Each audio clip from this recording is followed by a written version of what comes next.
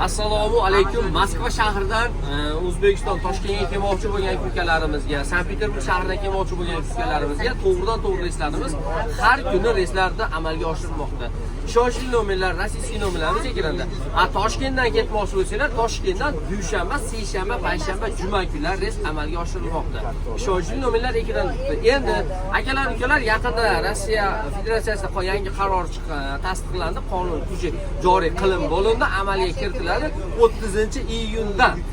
O'zbekiston fuqarosi, Qozog'iston fuqarosi bo'lib, O'zbekiston hamda Tojikiston fuqarolari 30-iyundan keyin gosusluga, ya'ni gosuslugaga kirib, o'zini shaxsiy ism, familiya, полный shaxsiy ma'lumotlarni to'ldirib, qaysi shaharga ketyapti, nima sababdan ketyapti, yoki o'qishga yoki doktorga o'sha narsalarni to'ldirib ketish kerak bo'ladi.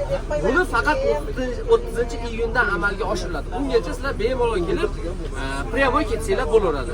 Lekin 30-iyundan keyin 72 soat ichida yoki 4 soat qolganda ushbu narsalarni to'ldirishlar shart va majbur bo'ladi. Akalar, ukalar, bilasizlar. Shunday holatlarga tushmaslik uchun iloji boricha sizlarga tavsiya qilib qolaman, 30-iyungacha ketib qolinglar. Bemalol murojaat qilinglar, ishonchli nomerlar ekranda. Hammaga rahmat, sog' salomat bo'ling.